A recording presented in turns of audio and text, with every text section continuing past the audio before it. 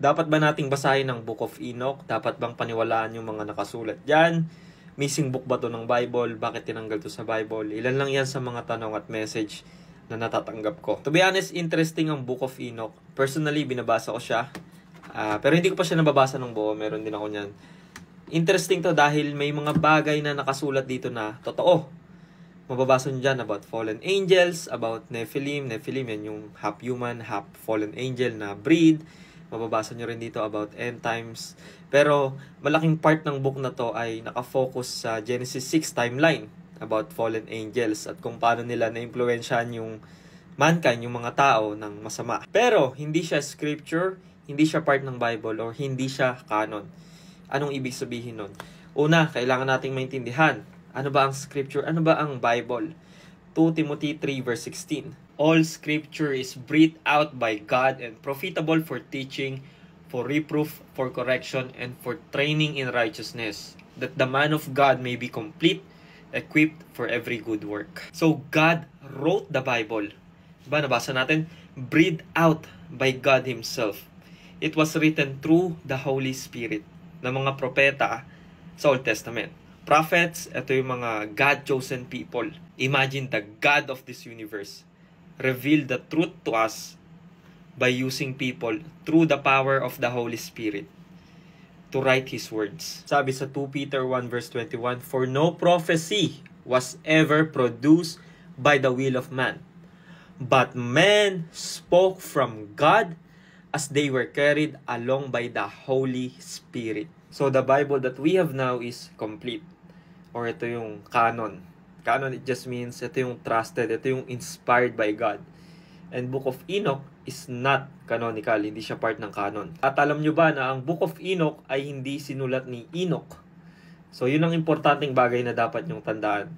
Even scholars knows that the Book of Enoch was not written by Enoch. So it was written by someone else na maaring ginamit lang yung pangalang Enoch para mas maging sikat yung libro niya. Kasi namuhay si Enoch before the flood. Ang tagal na nun. So sino ba si Enoch? Si Enoch po ay ang grandfather ni Noah. Lolo siya ni Noah. And isa si Enoch sa dalawang taong hindi namatay. He never experienced death. God took him. Enoch was a man of God. So dalawa lang sila. Sino yung isa? Si Elijah. Walking in close fellowship with God. Si Enoch yung tinutukoy dito. Genesis 5:24.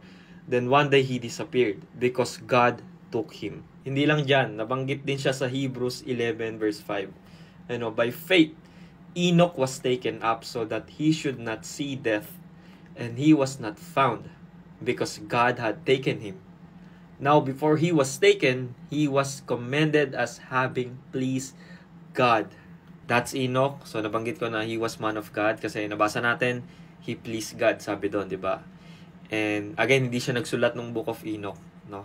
Kaya tong Book of Enoch, hindi siya part ng canon, which means hindi siya inspired by God. So that makes it just a piece of ancient literature. Ang tawag yan, pseudepigrapha. At saka hindi lang isa ang Book of Enoch. Akala kasi ng iba, isa lang yung Book of Enoch. Hindi, merong 1 Enoch, may 2 Enoch, or mas kilalang The Book of the Secret of Enoch. At eto na. Kaya maraming tao ang nagsasabi na dapat kasali ang Book of Enoch sa Bible. O bakit tinanggal yung Book of Enoch sa Bible? Is dahil nabanggit or na-quote ni Jude sa New Testament, Book of Jude. Nag-quote siya doon about sa Book of Enoch. Jude 1 verse 14 to 15, basahin natin. It was also about this that Enoch, the seventh from Adam, prophesied, saying, "Behold, the Lord comes with 10,000s of His holy ones to execute judgment on all and to convict all the ungodly of all their deeds of ungodliness that they have committed in such an ungodly way, and of all the harsh things that ungodly sinners have spoken against Him." Dahil kinote siya ni Jude sa Book of Jude sa New Testament, alam natin na totoo yan. Dahil Jude, the Book of Jude is in the Bible. So it means it was inspired by God. Okay?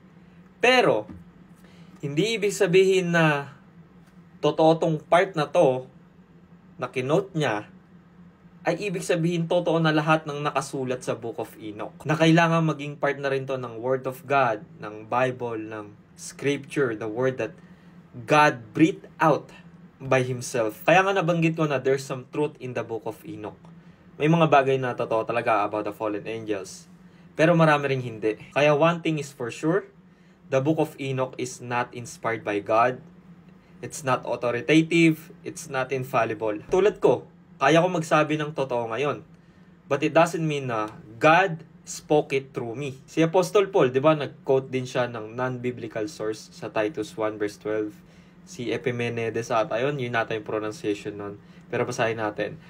One of the Cretans, a prophet of their own, said, Cretans are always liars, evil beasts, lazy gluttons. So kahit nag-quote si Apostle Paul from Epimenides, hindi ibig sabihin nun na kailangan na nating paniwalaan lahat ng sinulat ni Epimenides na kailangang ilagay ito sa Bible. Hindi, di ba?